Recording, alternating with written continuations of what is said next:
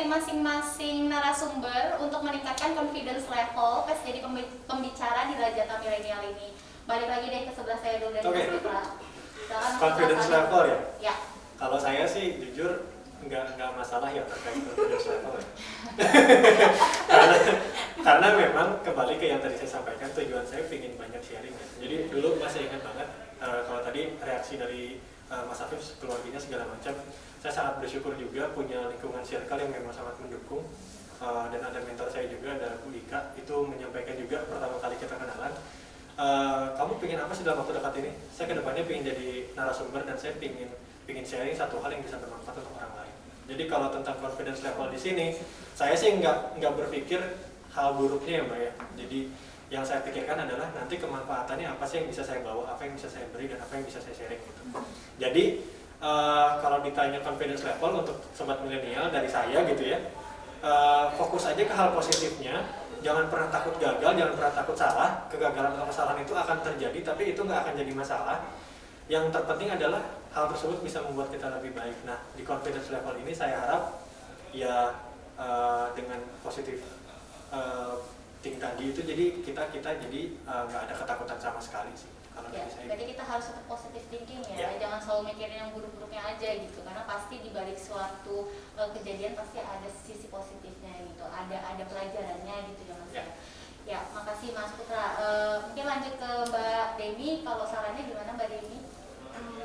Sarannya jujur confidence level saya juga masih tidak setinggi mungkin ya, masih sangat jauh di bawah Mas Putra ya. Masih belajar untuk meningkatin confidence levelnya, masih terus belajar. Mungkin salah satunya kemarin yang saya pengalaman dari kemarin itu karena saya coba untuk bisa tampil gitu, itu sama positive thinking sih Mbak. Positive thinking ini bagus lah gitu, ini bagus, acara yang positif, kita niat kita buat sharing gitu kan. Terus ada teman-teman yang ngedukung, itu energinya, wah saya nggak boleh ngecewain teman-teman nih. Itu yang saya harus bisa nih. Mungkin itu yang bikin saya agak ya udah maju gitu kan, tetap maju aja, terus lanjutin perjalanan. Itu sih mungkin dari saya. Kalau untuk confidence level saya masih belajar sih itu. Masih terus belajar, tapi tetap berusaha ya Mbak. Dan ingat support dari orang-orang sekitar, jangan sampai mengecewakan kayak gitu ya Mbak ya. Oke, kalau dari Mbak Kadek sendiri gimana Mbak Kadek? Kalau confident level emang nggak sepede Mas Putra saya. Tapi emang saya orangnya perfeksionisnya tinggi ya, dan saya cenderung obsesif ketika saya diberi tanggung jawab. Jadi kalau saya, tips dari saya sih ya, mungkin ada beberapa hal yang bisa ditiru, ada beberapa hal yang nggak bisa ditiru dari yang saya ceritakan. Kalau misalkan saya diminta paparan di depan siapapun audiensnya, kecil atau besar, itu yang saya lakukan adalah pertama persiapan yang matang, itu pasti. Dari bahan itu saya bisa kerjakan dalam waktu seminggu Mbak, karena saya bukan tipikal orang yang bisa mengerjakan semuanya dalam waktu sehari. Jadi saya bagi itu menjadi beberapa part, dan saya akan review terus apakah mana yang perlu disempurnakan atau yang mana udah cukup. Kemudian setelah bahan sudah ready, saya akan latihan Mbak. Nah, latihan itu biasanya saya akan rekam suara saya sendiri, saya buka video Zoom atau Teams, saya melihat diri saya di layar, dan saya merekam suara saya di recorder. Jadi nanti itu akan saya ulang, saya merasa ada kesalahan atau saya masih gagap atau gimana, saya akan ulang terus. Saya bahkan bisa sampai lupa makan siang, makan malam. Nah itu yang tidak patut ditiru ya, karena emang itu obsesif ya, emang udah bawaan kali ya, OCD gitu ya. Jadi emang seperti itu buruknya. Mungkin boleh ditiru kalau untuk orang yang mau diet kali Mbak ya? Boleh, kalau diet sih silakan, tapi itu juga nggak baik juga sih kalau diet dalam kondisi kelelahan, tidak diinginkan. Nah kalau dari saya sih seperti itu, jadi memang exercise makes it perfect. Jadi latihan akan membuat itu menjadi lebih sempurna. Kalau dari saya ya, karena memang tipikalnya bukan orang yang pede untuk tampil, dan karena saya merasa saya nggak pede dan mungkin saya ada kekurangan, maka saya terus belajar untuk memperbaiki itu. Gitu sih kalau saya.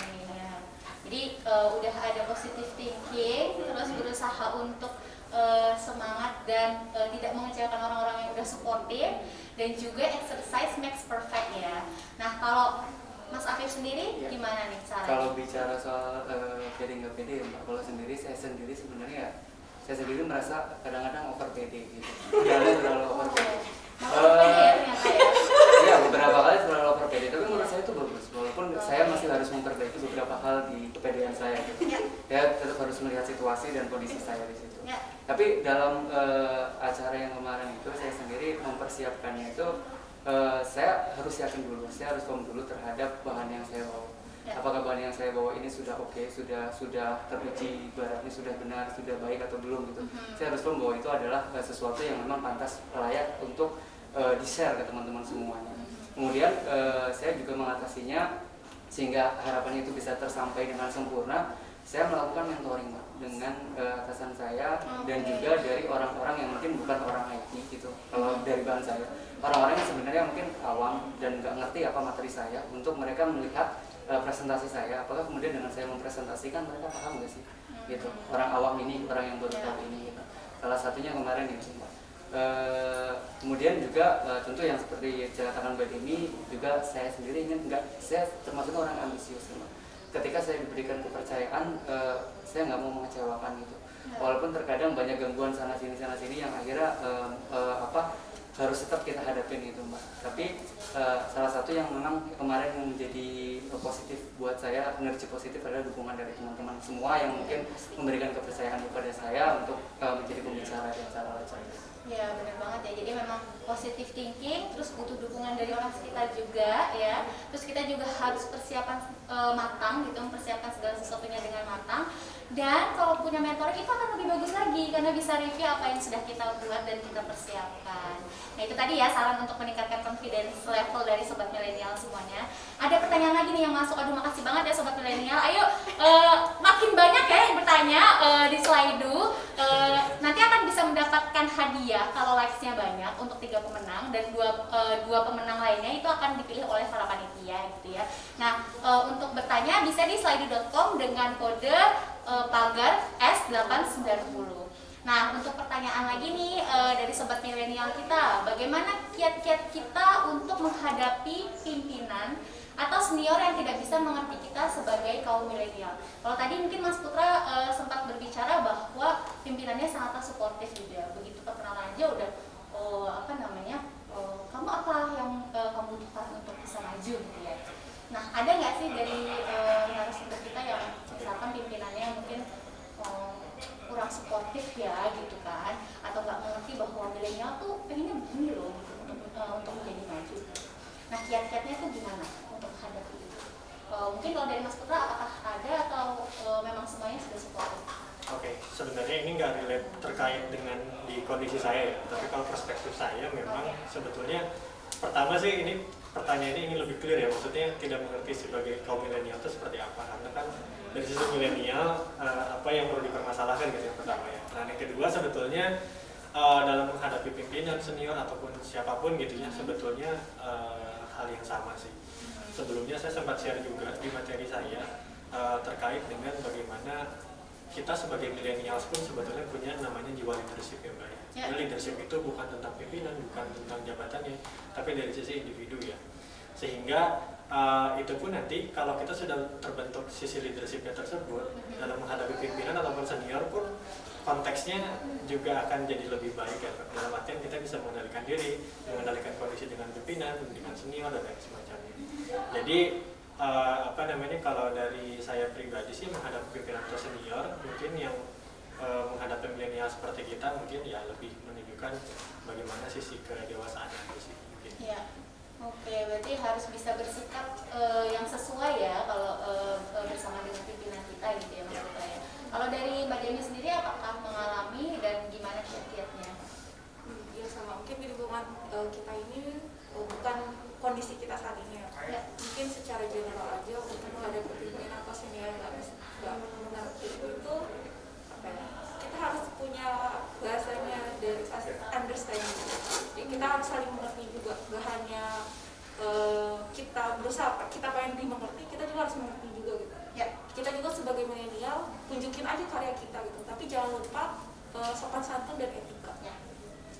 Kita emang boleh bisa kita punya energi, kita punya inovasi, kita punya karya, tapi kita nggak punya pengalaman yang dimiliki oleh senior-senior. Ambillah pengalaman yang baik dari senior, kita jadikan pelajaran buat kita gitu kan. Tapi bersikaplah yang sesuai dengan etika, sopan santun gitu. supaya kita menghargai senior kita juga menghargai milenial. Ya, berarti memang etika, bagaimana berperilaku, terus kita saling menghargai itu memang sangat penting sekali ya dalam berkomunikasi dengan mungkin senior kita atau junior kita sekalipun gitu. Mungkin kalau dari Mbak Kadek sendiri ada pengalaman lain dan kiat-kiat lain? Iya Mbak Nurina, mungkin kalau dari lingkungan maksudnya pimpinan saya mungkin ya memang saya bersyukurnya selalu mendapat yang sportif ya, yang selalu mendukung. Tapi kan di lingkungan kita mungkin di sisi kanan, sisi kiri, depan, belakang pasti ada senior yang mungkin dideskripsikan seperti atau dimaksudkan oleh Mas dari pertanyaan slide itu ya. Tapi sebenarnya sama dengan Demi sih yang dijawab Demi. Jadi tergantung kita memposisikan diri. Jadi dalam menghadapi setiap orang, setiap individu itu karakternya beda ya. Kita lah yang menyesuaikan diri. Jadi maksudnya jadilah kita seperti air gitu. Ditaruh di gelas ya udah kita jadi gelas. Ditaruh di mangkok kita jadi mangkok. Dan memang benar banget yang dikatakan Demi. Kita mungkin punya pengetahuan, punya energi, kita punya kemampuan teknologi yang lebih dibanding senior-senior kita ya, karena mereka lahir di masa yang tidak ada teknologi. Kita harus memaklumi, kita yang mengajarkan seperti itu. Nah tapi kan walaupun kita punya semua itu, memang kita tidak punya pengalaman. Nah kalau dia itu sebenarnya pengalaman itu yang paling berharga sebenarnya. Kita bisa belajar kesalahan itu semua dari pengalaman. Memang kita harus menempatkan diri. Jangan kita memaksa ego kita masuk gitu loh ke beliau-beliau gitu kan, tidak sesuai lah ya dengan pola pikirnya gitu. Mungkin kita bisa melunakkan itu dengan ya udah kita memposisikan diri, kita menyampaikannya atau gaya komunikasinya ya apa yang masuk ke beliau. Ya, toleransi juga ya, menyesuaikan diri. Nah kalau dari Mas Afif sendiri gimana kira-kira dan pernah ada pengalaman nggak sih? Iya, kalau dari saya sendiri sebenarnya atasan di lingkungan saya sendiri ya seperti Mas Purtura dan teman-teman lainnya ya memang pimpinan kami nggak seperti itu ya. Tapi mungkin kalau saya ditanyakan seperti itu, kita tetap harus ya mengambil kalau menghormati ataupun menghargai dan etika itu pasti wajib jelas. Kita harus tetap mengambil ya balik lagi bahwa pimpinan itu pasti punya pengalaman ya. Mereka walaupun seandainya mereka itu punya inovasi-inovasi kita pun, kalau seandainya kita sebagai milenial kita punya inovasi pun kita harus punya prinsip. Kalau memang metode kita kerja kita adalah cepat, kemudian senior kita ataupun atasan kita kerjanya cukup rada lama gitu kan, rada lambat karena mereka belum menyesuaikan base kita. Nah kita tetap harus punya prinsip. Kita harus tetap mempertahankan bahwa kita harus kerja memang cepat sehingga makin kelamaan nanti si senior itu akan mengikuti kita gitu. Mungkin tapi kita ini jangan kalah juga ke senior, bahwa bukan jangan kalah maksudnya dalam artian positif ya Mbak. Kita harus tetap mempertahankan prinsip kita bahwa kita itu benar kok kalau seandainya kerjanya cepat gitu. Tapi kita tetap harus mengambil pengalaman dari dia karena dia pasti punya pengalaman yang lebih kan Mbak. Kita harus belajar ibaratnya ketimbang kita harus membuat pengalaman baru kan, kita mending ngambil dari pengalaman mereka yang udah pernah mencobanya gitu untuk kita menciptakan sesuatu yang baru dari situ. Ya, jadi tetap bekerja cepat tapi sesuai dengan yang berlaku gitu ya. Maksudnya kayak kita nggak boleh asal ya, kita tetap harus ada etikanya juga gitu ya. Kita harus percaya dengan pengalaman yang mereka sudah dapatkan juga gitu ya, mengambil yang baik dan membuang yang buruk gitu ya. Nah mungkin karena dari sobat milenial udah nggak ada pertanyaan lagi, balik ke pertanyaan saya aja kali ya Mbak semuanya. Pertanyaan berikutnya, adakah hambatan yang kalian hadapi sebelum tampil dalam acara Lajatan Milenial? Kemudian gimana cara kalian menghadapinya? Mungkin dari Mas Putra lagi deh. Sebelah saya pokoknya selalu pertama ya. agak menyesal ya. Kenapa? Lucunya cantik. Ini ternyata lebih ekstrovert lagi ya. Ternyata. Putra ya, diam-diam ya. Oke, Mas Putra silakan. Hambatan yang dihadapi sebelum tampil ya. Ya. Kalau sebelum tampil sih sebetulnya nggak ada banyak kendala ya, karena sebetulnya dari segi panitianya pun sudah sangat membantu terkait dengan persiapan. Lalu kalau saya sih hambatan lebih ke nggak ada sih ya, mungkin lebih ke preparation diri. Mungkin tadi seperti Mbak Kadek ya, dari materi mungkin saya double checking lagi, terus juga dari sisi penyampaiannya saya juga biasanya kalau Mbak Kadek mendengarkan ulang recordingnya, kalau saya meminta orang untuk mendengarkan saya presentasi gitu ya. Langsung live ya. Ya, jadi terkadang gini loh Mbak, feedback dari orang lain itu penting. Mungkin terkadang kalau egoisnya kita kan ini udah bagus, tapi ternyata menurut orang belum baik gitu ya. Nah itu yang menurut saya dalam konteks persiapan present itu perlu untuk dilakukan sih. Karena kan kita mempresent ke orang lain bisa jadi menggunakan bahasa yang tidak biasa orang dengar gitu ya. Padahal kan presentasi esensinya adalah bagaimana apa yang kita sampaikan itu nyampe ke semua orang gitu dengan berbagai latar belakang. Itu sih Mbak mungkin yang kendala sih nggak ada, tapi mungkin persiapan aja. Persiapan ya. Oke. Kalau dari Mas Afif, Mbak Kadek atau Mbak Demi ada nggak yang mengalami kendala atau mungkin ada pengalaman lain dalam persiapan? Ya, mungkin dari saya Mbak. Ya boleh. Kalau hambatan sendiri, saya sedikit ada hambatan. Hambatannya adalah sebenarnya untuk program yang ataupun proyek yang sebenarnya saya buat itu fokusnya lebih ke orang IT. Di situ dikhususkan sebenarnya untuk orang IT. Kemudian saya di-challenge oleh pimpinan saya untuk menyampaikan ini jangan dibungkus seperti ini, tapi dibungkus dan disampaikan untuk orang yang ibaratnya nggak tahu soal IT. Orang-orang yang di luar IT biar mereka tuh aware terhadap ini gitu. Nah itu merupakan satu hambatan di mana saya dikasih waktu 5 hari untuk merubah semua konteks bahan paparan yang udah saya buat dan sebelumnya sudah saya presentasikan ke beberapa kepala divisi di BUMN. Kemudian harus saya rubah ulang sehingga bisa dipahami oleh orang non IT. Itu salah satu hambatan yang baru. Tapi cara mengatasinya akhirnya itu saya yang seperti saya sampaikan tadi, saya melakukan mentoring dan juga mengundang teman-teman yang mungkin di luar IT untuk mengikuti, untuk saya presentasikan gitu. Apakah mereka setelah saya presentasikan paham atau nggak sih apa yang saya sampaikan gitu. Ya oke. Nah karena waktu kita tinggal 10 menit lagi nih, ternyata saking serunya ya sampai nggak berasa waktunya udah mau berakhir. Mungkin kita langsung lanjut aja ya ke pertanyaan berikutnya. Apakah peserta Lajata Milenial BUMN mempunyai tugas lebih untuk memajukan Indonesia di luar pekerjaannya masing-masing pada perusahaannya sendiri? Mungkin bisa, karena tadi Mas Putra dan Mas Afif sudah menjawab, bisa langsung ke Mbak Kadek. Silakan Mbak Kadek, apakah peserta Lajata Milenial BUMN mempunyai tugas lebih untuk memajukan Indonesia di luar pekerjaannya masing-masing pada perusahaannya sendiri? Nah, ini berat juga nih Mbak, nggak apa-apa, silahkan dipikir dulu. Kenapa pertanyaannya banyak? Oke, memajukan bangsa ya. Sebenarnya kita bekerja ya, itu pun merupakan bentuk dari kita mensupport kemajuan bangsa ya. Kita maksudnya kita tidak bisa melihat itu dari besar kecil ya Mbak ya. Jadi memang kontribusi kita sekecil apapun untuk kemajuan bangsa itu pasti sangat dihargai. Menurut saya sih seperti itu ya. Jadi kita pun mungkin di pekerjaan kita ada punya tupoksi masing-masing. Tapi kebetulan di unit kita ini Mbak, selain tupoksi kita, Pak Asdep itu selalu mendorong kita untuk mencari proyek di luar itu. Proyek yang menurut kita ini akan berimpact besar, tidak hanya untuk unit kita, tapi untuk yang lebih luas lagi, mungkin sampai ke BUMN atau bahkan mungkin sampai di luarnya. Nah itu juga sangat membantu kita. Jadi di luar tupoksi kita juga punya proyek-proyek lain yang bisa mendukung untuk kemajuan bangsa. Dan saya sih sarankan jangan mengukur sumbangsih itu jangan diukur besar kecil ya. Jadi berapapun kecilnya itu akan sangat dihargai kalau memang untuk kemajuan bangsa. Betul. Mungkin Mbak Kadek bisa ceritakan dari tupoksi lainnya deh yang mungkin di luar dari pekerjaan utamanya. Tupoksi lain di luar pekerjaan. Yang tadi Mbak Kadek bilang pekerjaan di luar. Jadi salah kan saya ya. Iya, betul Mbak. Ya, sebenarnya kita cukup banyak sih Mbak. Kemarin awalnya kita tidak punya kegiatan seperti membangun dashboard dalam rangka pemulihan ekonomi nasional. Tapi sebenarnya itu sangat mendukung. Mungkin dari sisi Kementerian BUMN itu mendukung pimpinan dalam mengambil kebijakan atau keputusan. Untuk keputusan atau kebijakan pimpinan kita itu akan berimpact besar pada kemajuan bangsa, mungkin untuk kesejahteraan masyarakat. Nah seperti itu. Jadi kemarin walaupun itu tidak ada di tupoksi kita, itu tetap mengerjakannya dengan antusias, dengan semangat dan mengerjakannya sebaik mungkin karena kita tahu ini akan berguna untuk semua orang. Ya betul. Apalagi dashboard kan ini terkait pemulihan ekonomi nasional pasca COVID atau saat COVID ya, ya betul sekali.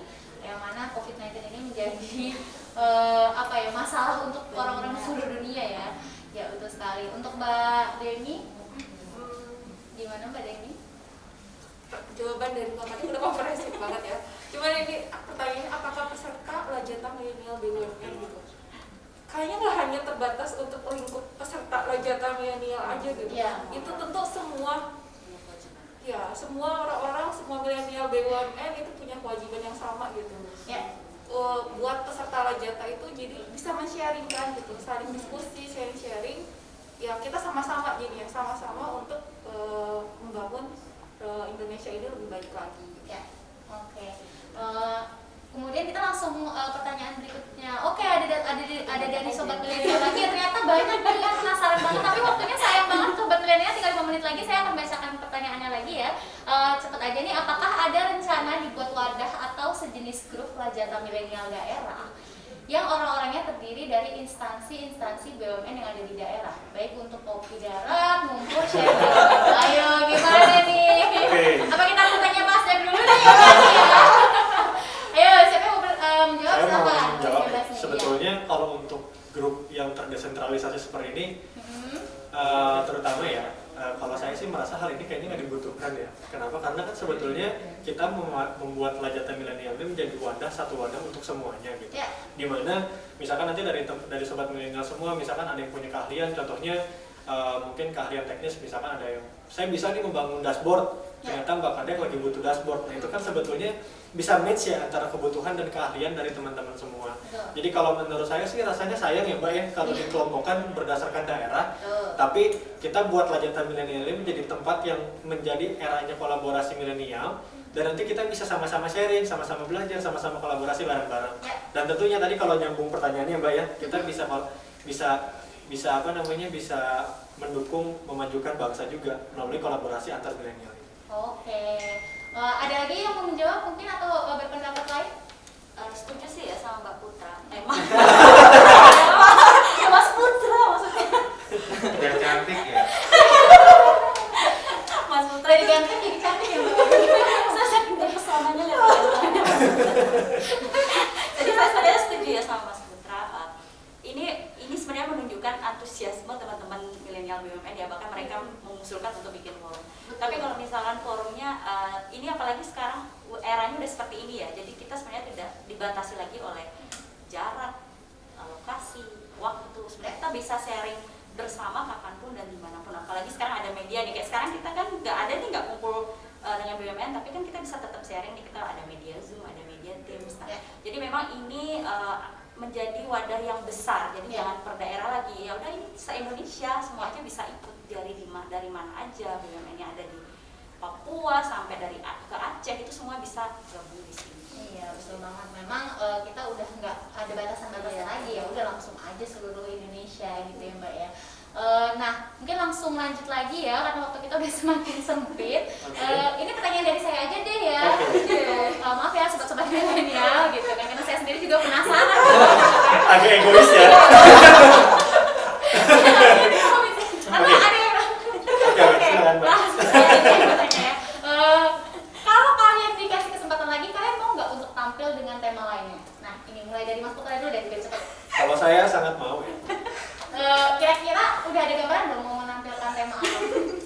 Saya sih ingin membawa mungkin tentang digital mindset sih. Oh, digital mindset? Ya karena sebetulnya kalau ditanya alasan, belum ditanya alasannya ya? Iya, Belum cerita. Nggak Jadi apa-apa. kalau alasannya sih memang ada beberapa yang setelah saya present, terus juga ada yang menanyakan sebetulnya apa sih kuncinya. Nah itu mungkin akan coba saya lebih spesifik lagi membahas ke arah sana. Dan solusi apa sih yang bisa saya tawarkan untuk sobat milenial semua? Bagaimana bisa meng-create digital mindset itu untuk teman-teman bisa mendevelop dirinya atau bahkan nanti bisa sharing juga ke teman-temannya. Jadi kita bicaranya bisa outcomes-nya lebih besar lagi nih. Mungkin itu sih kalau dapat kesempatan.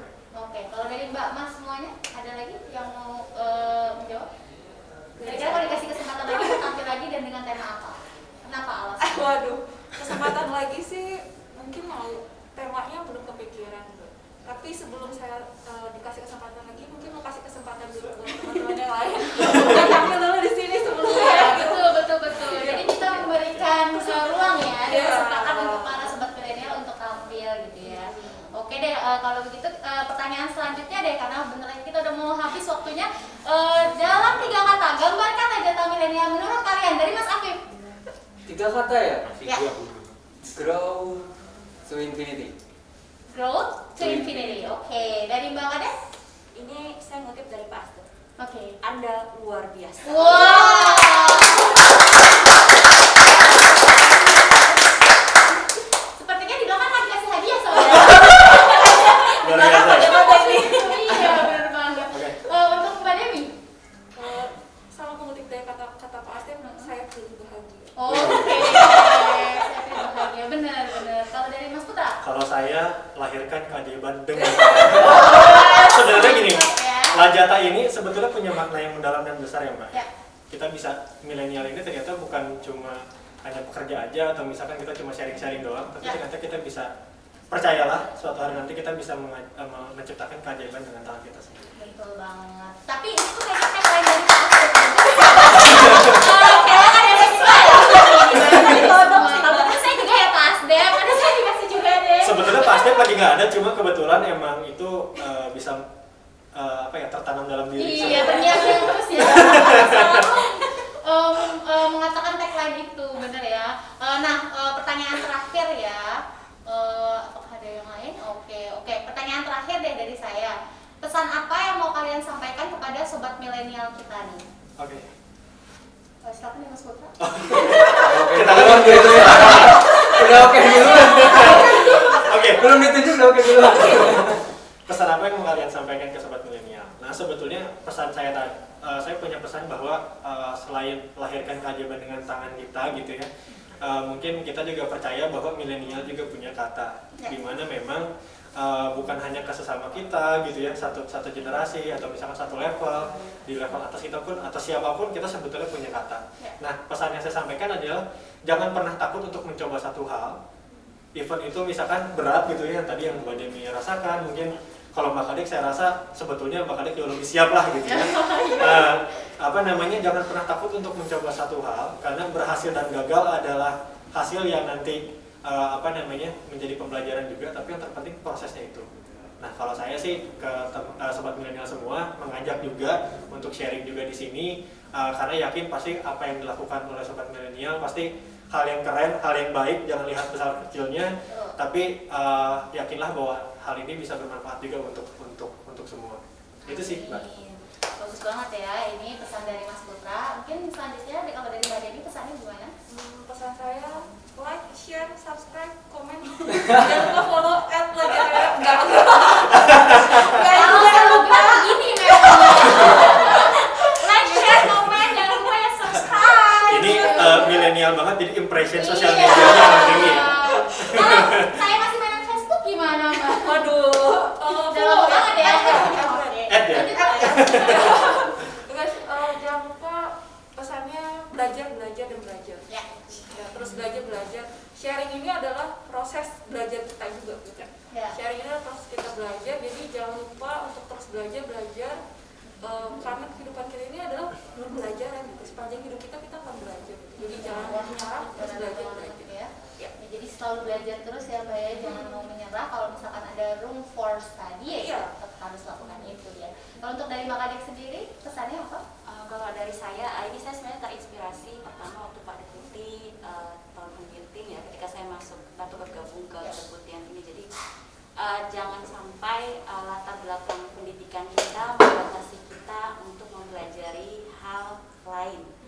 Jadi seperti saya sendiri, saya itu latar belakang pendidikannya ada teknik nuklir, tapi ternyata saya bisa sharing tentang remote working yang jelas-jelas itu temanya berbeda jauh. Jadi izinkanlah diri teman-teman untuk belajar di luar dari latar belakang pendidikan kita, karena itu sempit banget sebenarnya. Sebenarnya kita bisa lebih luas lagi mengoptimalisasi kemampuan otak kita ya. Sebenarnya kita bisa reach lebih jauh lagi.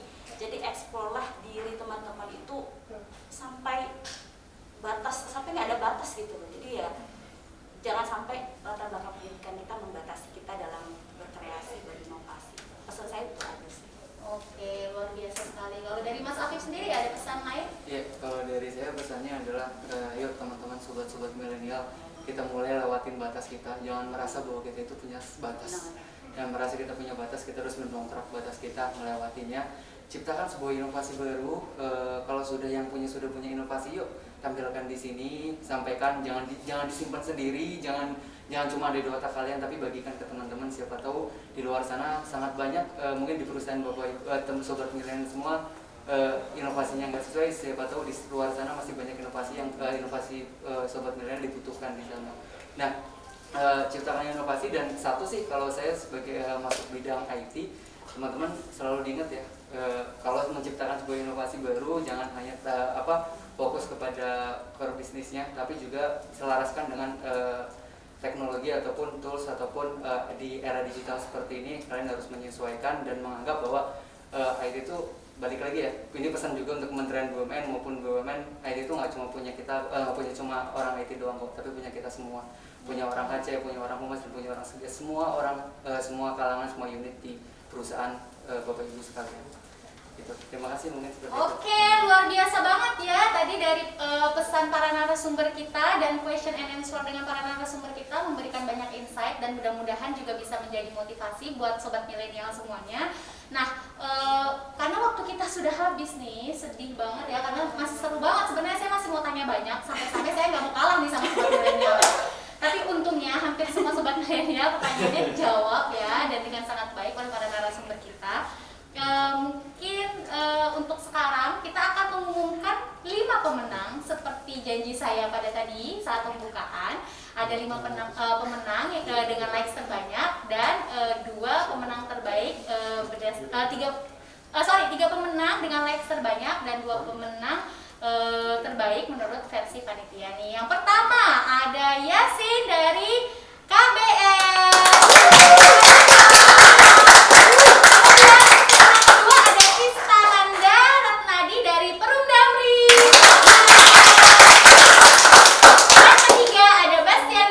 Dari PT Garuda Indonesia.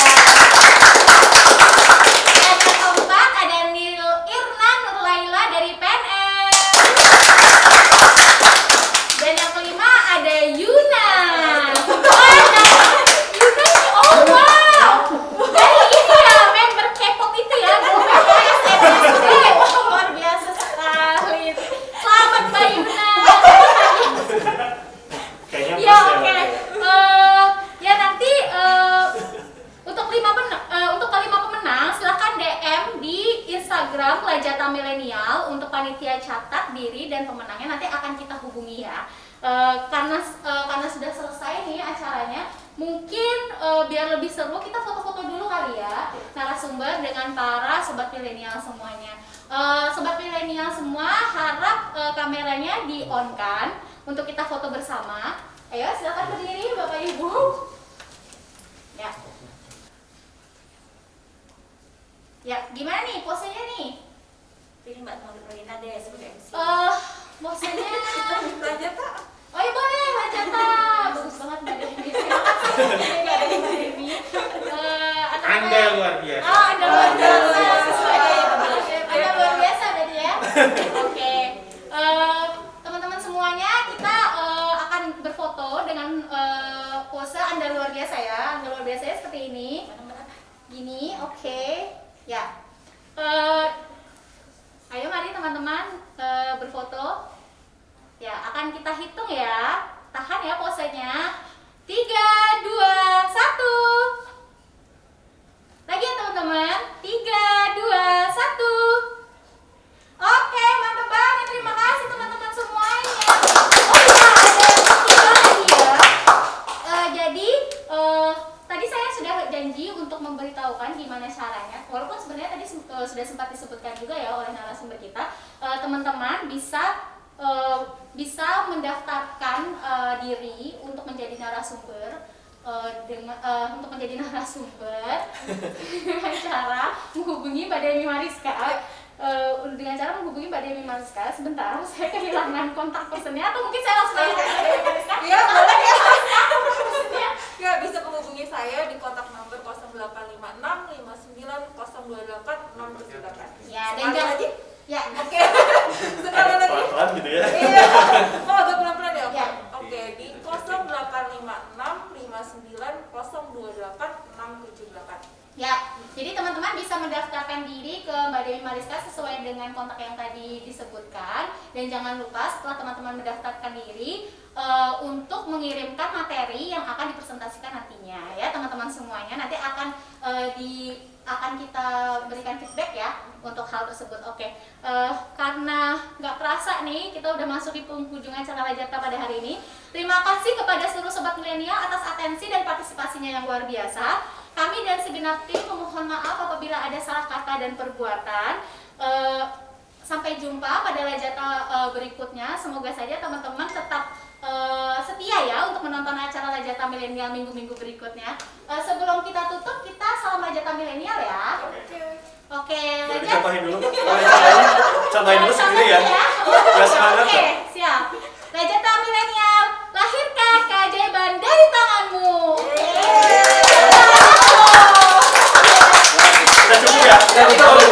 Ayo bersama-sama. Ayo, beneran ya. Ya.